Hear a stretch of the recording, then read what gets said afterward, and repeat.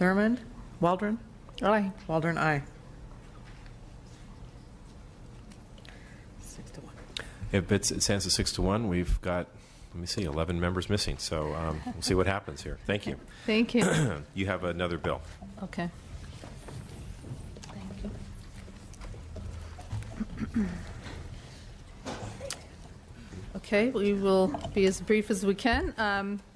Thank you, Mr. Chairman and members. I'm here today to present Assembly Bill 2134, which will give a woman information and options if she changes her mind after starting the chemical abortion process.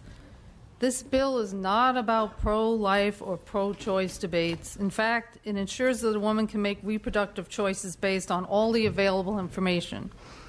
AB 2134 does not advocate for a specific remedy or treatment protocol, as the opposition will be focusing on. Specifically, it provides that a woman undergoing a chemical abortion can be informed that it may be possible to reverse the effects of the abortion drug if she changes her mind, but that time is of the essence. It simply gives access to a referral information line to obtain options.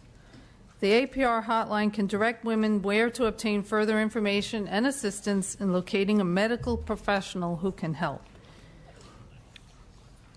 According to the American Congress of Obstetricians and Gynecologists, who are unfortunately opposing this bill, 30 to 50% of women who take the first pill alone continue with their pregnancy to term. I would like to introduce Dr. Vanson Wong and Rebecca J. Buell. Okay. Thank you. Thank you. Are we on? Did I press the button? It's on. Is it on? Okay. Thank you, committee members. My name is Dr. Vanson Wong. I'm an obstetrician gynecologist here in the Sacramento area. I've been practiced for 28 years. I've prescribed these medicines as well as provided the abortion pill reversal regimen as well. I think that I've heard previous arguments and discussion that we are all here together to help women, and we all support a woman's right to choose what she wishes to do when she does become pregnant. That choice, however, depends on, of course, accurate information. The abortion pill reversal is something that is relatively new, and like new things, there is not much information on it. And if we discounted all new things, nothing would change.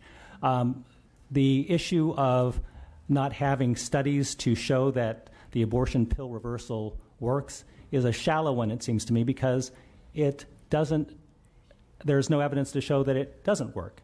And when a mother who has chosen to take the first pill of the medical abortion and then changes her mind, she isn't thinking about studies. She's thinking about the life of her child. And if there is something that could work, why should we not allow her to use that? And there's very sound, basic science of why it should work. As everybody knows, the RU486 is a progesterone receptor antagonist. The deprivation of progesterone is very hostile to a developing baby. And by providing supplemental progesterone, the thought is that we can combat the combat the effects of the RU486. There's a lot of things that we do in the practice of medicine that aren't based on studies. I was doing a C-section 2 nights ago, and it was considered an emergency C-section because the baby's heart rate had dropped, and it had dropped for 10 minutes. And when it drops that long, we begin to worry about how much longer. Now, I didn't have any studies to tell me, well, what percentage of such babies will go on to have cerebral palsy, and what percentage of those babies will go off and die. It was a situation where, in the absence of studies, we do what's called a risk-benefit analysis. What's the potential risk of doing the C-section? What's the potential benefit of doing the C-section? And as I see it, the use of progesterone to reverse the effects of the RU486 are a clear-cut, straightforward way to allow a woman to potentially save her baby with no possible adverse effects. The analogy I would use is that of a accident on a boat where someone falls overboard, rough seas, and there's no studies that I know of that show me that a lifesaver will be helpful, but I think I would toss it over to assist the person who's fallen over. And I think every woman who has a medical abortion should have the right to know that there is a potential life-saving strategy available to her should she change her mind. Okay, thank you. Do we have another? Oh, sorry. My name is Rebecca Buell, and on March 13th of 2013, I walked into Planned Parenthood. I was 18, a freshman at Sacramento State University, and a single mother of one child. I found myself in another unplanned, unexpected, and crisis pregnancy and thought that abortion was going to be my way out of that pregnancy. I met with a woman who never actually identified herself as far as her anything else other than her name, but I would assume that she was a nurse or medical assistant. I was told about the chemical abortion process and asked if I wanted to continue. When I told her yes, she said, okay, because once you start this process, there is no going back. I started to actually tear up a little bit, contemplating whether or not I was making the right decision, and I was told something to the effect of, just because you're sad doesn't mean you're making the wrong decision. And in that instance, I knew that I had chosen the right clinic that was there for my needs. And I was sent on my way with a brown paper bag, and in that paper bag was misoprostol, which causes the actual expelling of the pregnancy, an antibiotic, and pain medication to get me through the abortion process. I had already taken the first abortion pill. But once I got to my car, still sitting in the clinic, I had a radical change of heart and change of mind. And in a frantic moment, I turned to my phone for an answer. This was in 2013, so as I was searching, not much was coming up, but fortunately I did find one website, abortionpillreversal.com, and a nurse answered once I called the 1-800 number, and within 24 hours I was able to get to a doctor who explained to me that there was a newly released progesterone protocol that actually can reverse the abortion pill. I knew what the statistics were, I knew that it might not work, and I chose to do it. When Planned Parenthood called a week later to see why I hadn't returned, I explained that I had changed my mind and was taking steps to reverse what I had initially intended to do. But I was told by Planned Parenthood that this would not work, my child would be deformed, and that I was putting my own body at risk. Those words played in my mind the remainder of my pregnancy, but on October 20th of 2013, I gave birth to a perfectly healthy baby boy who is right here. He's my second son, and obviously he's extremely healthy.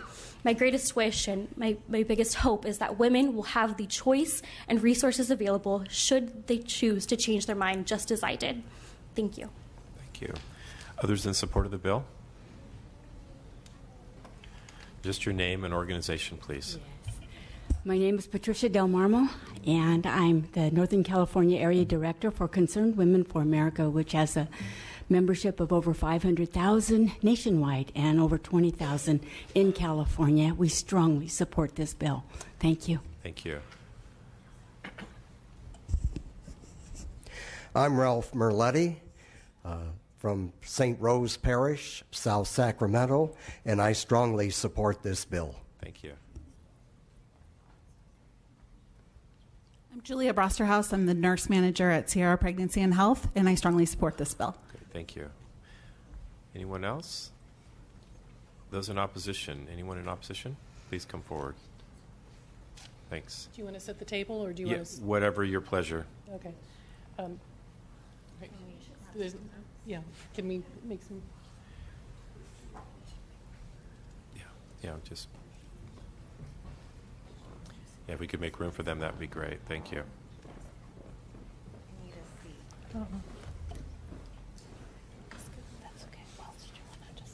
Yeah, if we could make room, that'd be great. Are you going to step aside? Okay. Please proceed. Go ahead.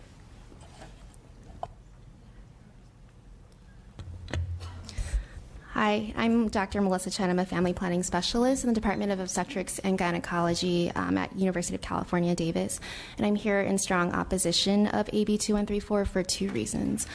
First, there is no medical or scientific evidence that medical abortion can be reversed. So medical abortion is based on two medications. One is mifepristone, which you guys have heard about already. It's a progesterone receptor antagonist. And the second is misoprostol. When you take just the first pill by itself, it doesn't work for up to 40% of the time. So it's not that there is a reversal per se, but that it may just not have worked.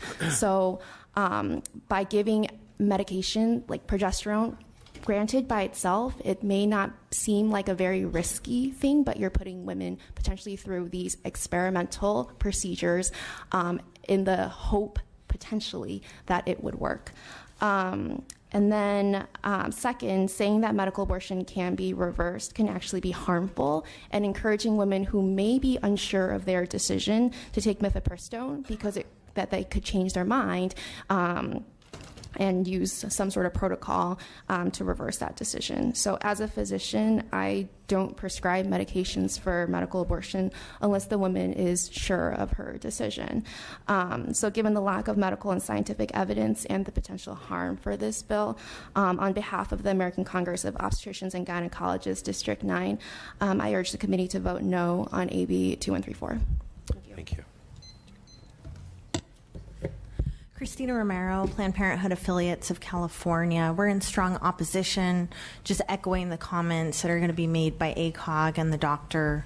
I've heard our name mentioned a lot in this committee, and I really question the intent of some of this legislation that's brought forward by a lot of hearsay. Shannon Smith Crowley with the American Congress of Obstetricians and Gynecologists, and we align our comments with Dr. Chen and ask for your no vote. Thank you. Chair and members, Kathy Mossberg representing the California Family Health Council, also unopposed. Anyone else in opposition? Bring it back to the committee. Questions or comments? Seeing none. I'm sorry. Did you have a comment? I'm sorry. No, please go ahead. Go ahead. I'm just trying to figure out why are there two doctors sitting here offering conflicting reports. I don't think she has conflicts. Okay. Please speak into the mic if you're going to answer. Thanks. Sorry. I believe that the issue of scientific evidence is true, that there is no scientific evidence that it works. And as I mentioned before, there's no scientific evidence that it does not work.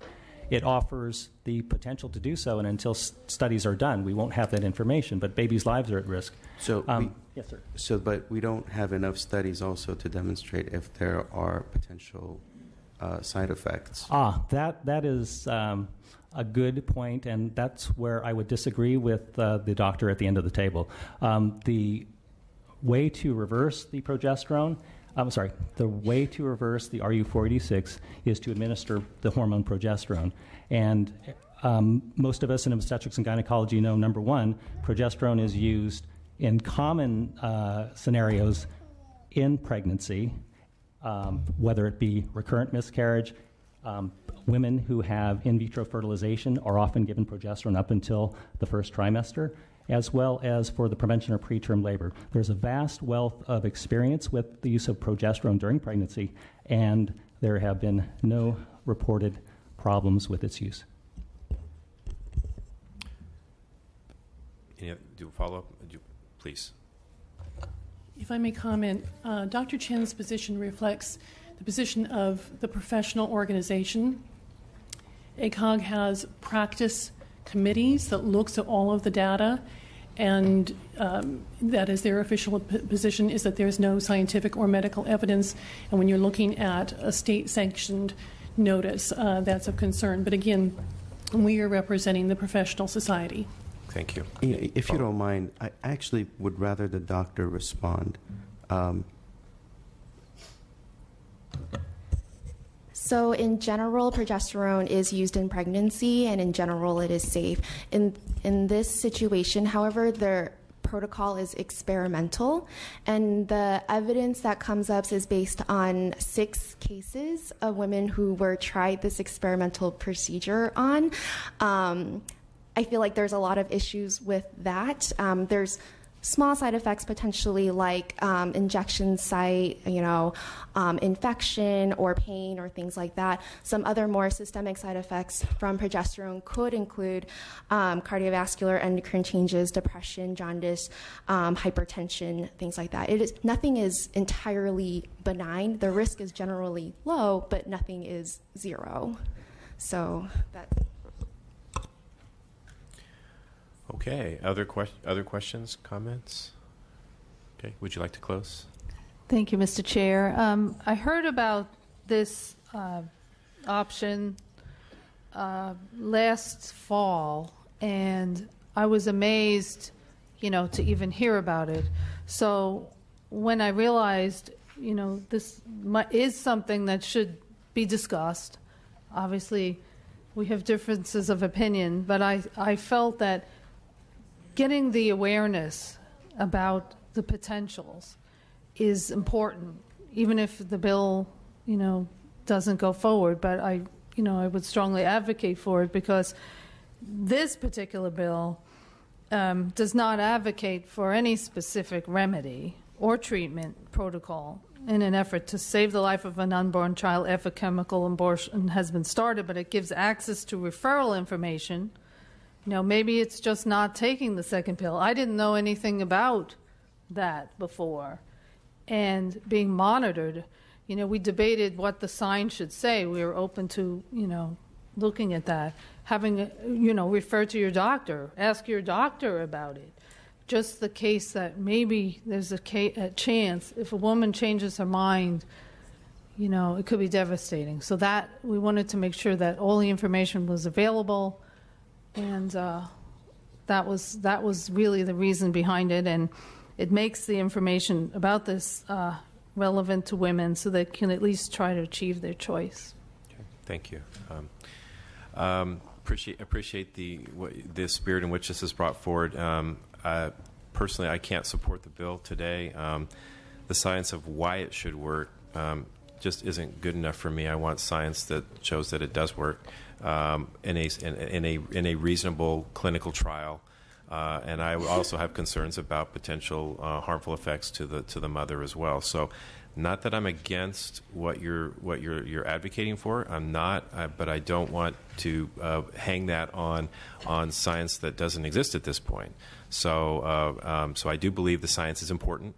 And should there be research to go forward with that and actually prove that this is a more than a six-person clinical trial or whatever that is peer reviewed and shown with validity, then I think that would be a reasonable time to come back and bring the bill forward. So, but at this point, I'm not able to support the bill. So, I will ask the secretary to call the roll.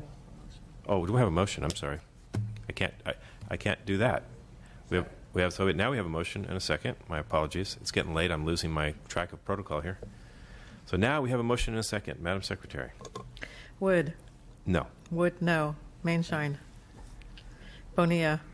Burke. Campos. Chu. Dababne. Gomez. Hernandez.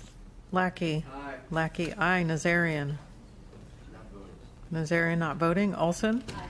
Olson, aye. Patterson. Aye. Patterson, aye. Ridley Thomas. Rodriguez. No. Rodriguez, no. Santiago. No. Santiago, no. Steinnorth. Aye. Steinnorth, aye. Thurman. Waldron. Aye. Waldron, aye.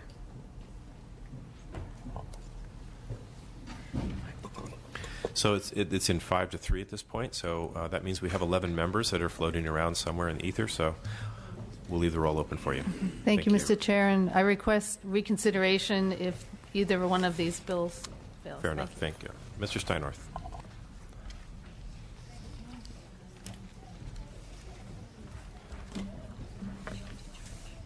No, I need to go to the bathroom at some point. Where's my vice chair?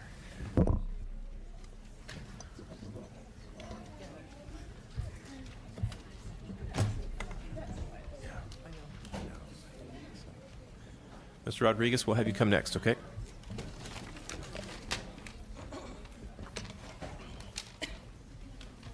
Please proceed.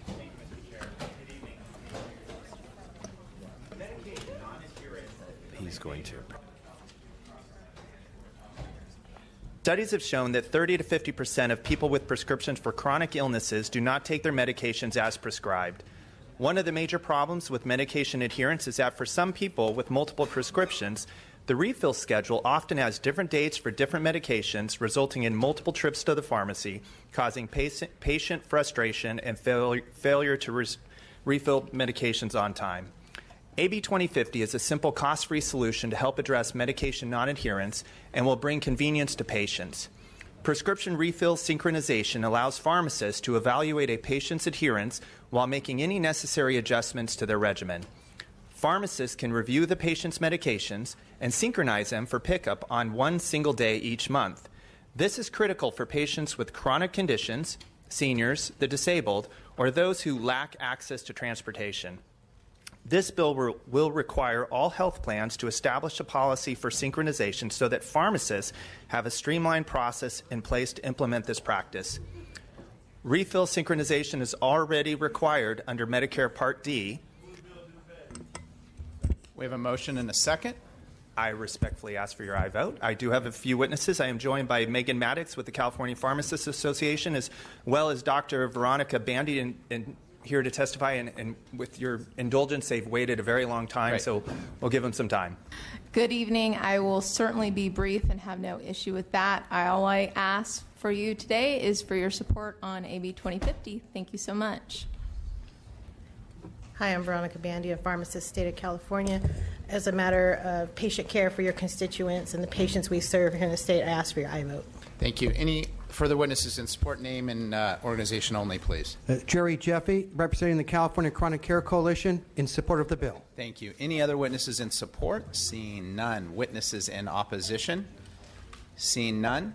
Questions, comments? Ms. Campos.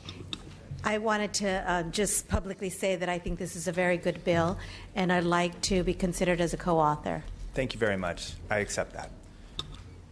Any other questions or comments from the committee? Seeing none, Mr. Steinhardt, you may close. I respectfully ask for your aye vote. Thank you. Okay. We have a motion and a second due pass to appropes. Ms. Campos, you will be added on later. Yep.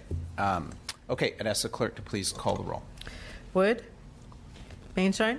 Aye. Mainshine, aye. Bonilla? Burke? Campos? Aye. Campos, aye. Chu? Tababne? Aye. Tababne, aye. Gomez? Hernandez? Lackey? Aye. Lackey, aye. Nazarian? Olson? Patterson? Patterson, aye. Ridley Thomas? Aye. Ridley Thomas, aye. Rodriguez? Thank you. Rodriguez, aye. Thank you. Santiago? Aye. Santiago, aye. Steinnorth? Aye. Steinnorth, aye. Thurmond? Waldron? Aye. Waldron, aye. Thank you. 10 to 0. Your motion passes 10-0. Thank you. Maybe I should not come back. No. I was on a roll. Mr. Rodriguez.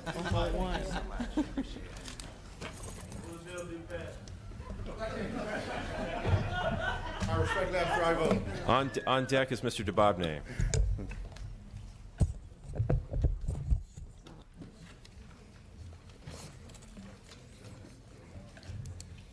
Please. Thank you, Mr. Chair and members. I accept the committee amendments that addresses the concerns raised by the Emergency Medical Service Administrators Association of California. AB 1931 ensures swift and appropriate disciplinary intervention when necessary, but enacts the appropriate safeguards so our paramedics, also known as EMTPs, won't be reprimanded twice or more after disciplinary action has been taken against them. Here with me today and testifying support is Christy Boma from the Governmental Advocate for the California Professional Firefighters. Thank you. Mr. Chairman, members of the committee, Christy Bauma on behalf of the California Professional Firefighters, your patient deliberative. So on this bill, this is a system that's been working for nearly a decade for EMT 1s and 2s and only applies the same process to paramedics. We urge your support. Thank you. Others in support? Anyone in opposition? Please please come forward, or wherever you want to go. Mr. Chair and members, Betsy Armstrong on behalf of the EMS administrators. With the amendments, they have removed their opposition and gone neutral. Thank you. Great. So anyone in opposition? Seeing no one, back to the committee. No one, no comments. Do we have a motion? Yes. We have a motion. Do we have a second? We do. The motion is due pass as amended. We'll call the roll. Wood? Yes. Wood, aye. Mainshine? Aye. Mainshine, aye. Bonilla? Burke? Campos? Aye. Campos, aye. Chu? Tababne? Aye. Tababne, aye. Gomez? Hernandez? Lackey? Aye. Lackey, aye. Nazarian? Aye. Nazarian, aye. Olson? Patterson? Aye. Patterson, aye. Ridley Thomas? Aye. Ridley Thomas, aye. Rodriguez? Aye. Rodriguez, aye. Santiago? Aye. Santiago, aye. Steinnorth? Aye. Steinnorth, aye. Thurman? Waldron? Waldron, aye. 12-0. Motion is actually 12-0. Your bill is out. We'll keep it open for other members to add on. Anybody watching out there on TV? Mr. Hernandez, you're on deck. Mr. Nazarian after that. Mr. Chu, that's the batting order. Please proceed, Mr. Tababne.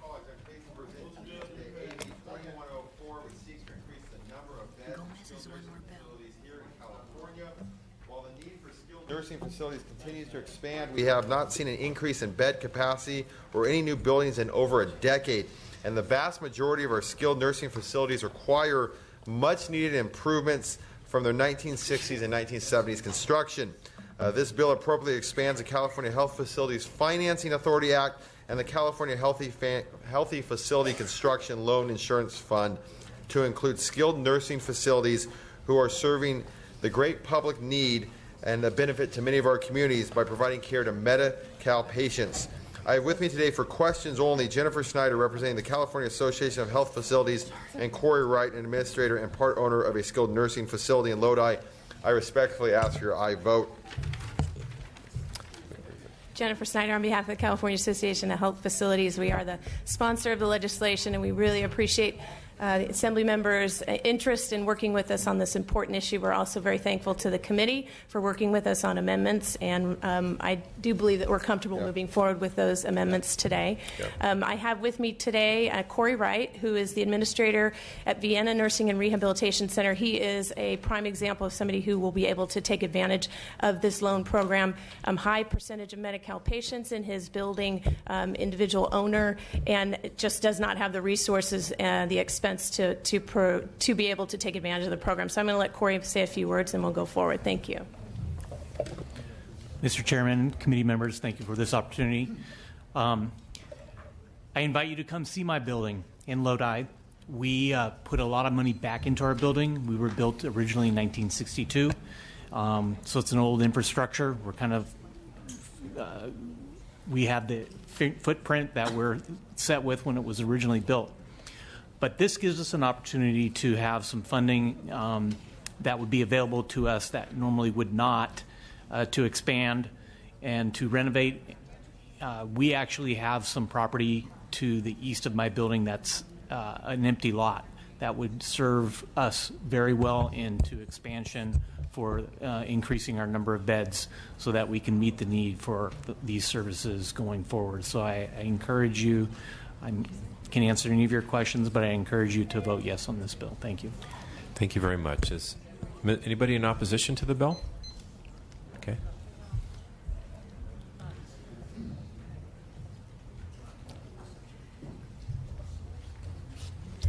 Thank you, Mr. Chair. I'm Prescott Cole, Senior Staff Attorney with Canner, California Advocates for Nursing Home Reform. The California Health Facility Construction Loan Insurance Program, Cal Mortgage Program, is administered by the Office of Statewide Health Planning and Development and insures loans taken out by operators of nonprofit and public health-related facilities. Cal Mortgage is a division of OSHPD and provides credit enhancement for eligible health care facilities when they borrow money for capital needs. These loans are backed by the full faith and credit of the state of California. This guarantee permits borrowers to obtain lower interest rates similar to the rates received by the state of California, and the funds are raised through tax-exempt bonds. Now, for-profit nursing home chains dominate the California market. While they make a lot of money, few of them are really serving the interest of their residents, and the quality of care is often poor when compared to nonprofit.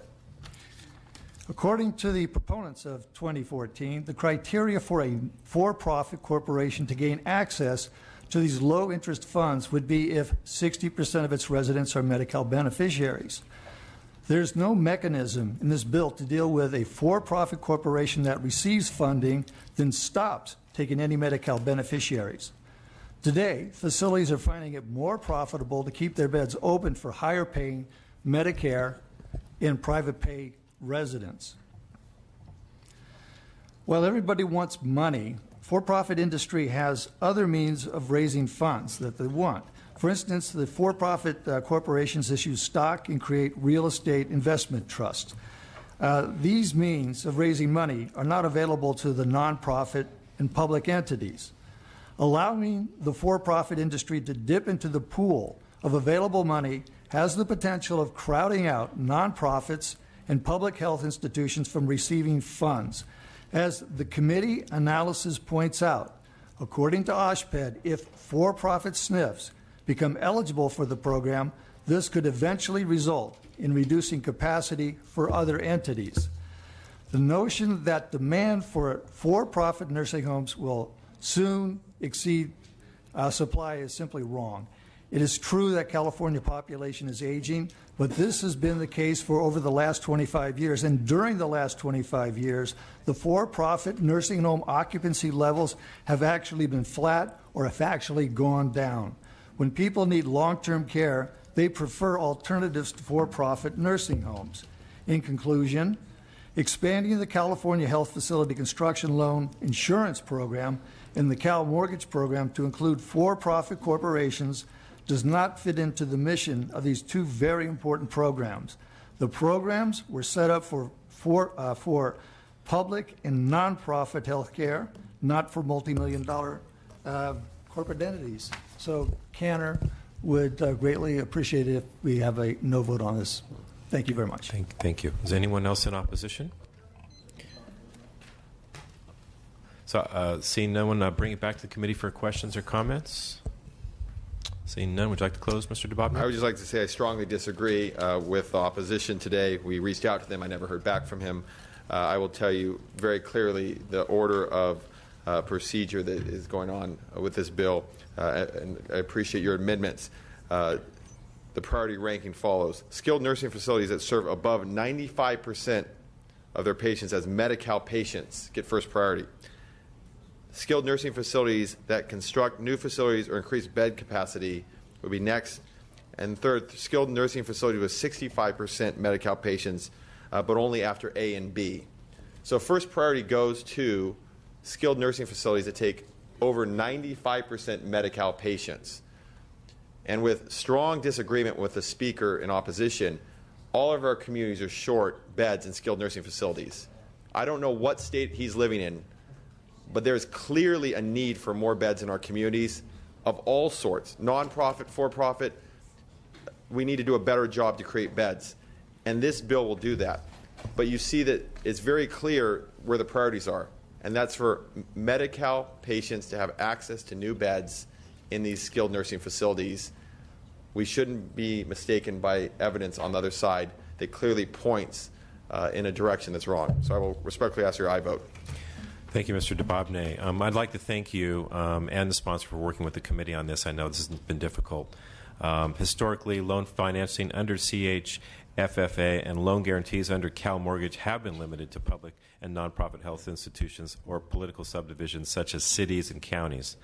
The prioritization that you pointed out that we request on the bill, I think, strikes the right balance, using public resources while maintaining and increasing bed capacity at our skilled nursing facilities.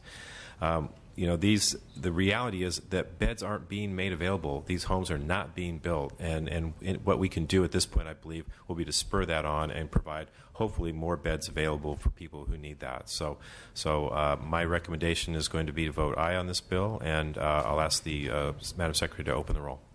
No, I didn't hear him. I'm waiting for a motion, though. I'm sorry.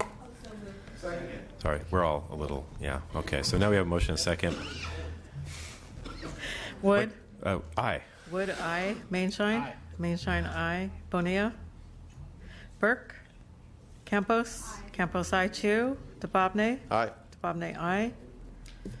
Gomez. Hernandez. Lackey. Aye. Lackey, aye. Nazarian. Aye. Nazarian, aye. Olson. Patterson. Aye. Patterson, aye. Ridley Thomas. Aye. Ridley Thomas, aye. Rodriguez. Aye. Rodriguez, aye. Santiago. Aye. Santiago, aye. Steinnorth. Aye. Steinnorth, aye. Thurman. Waldron. Aye. Waldron, aye.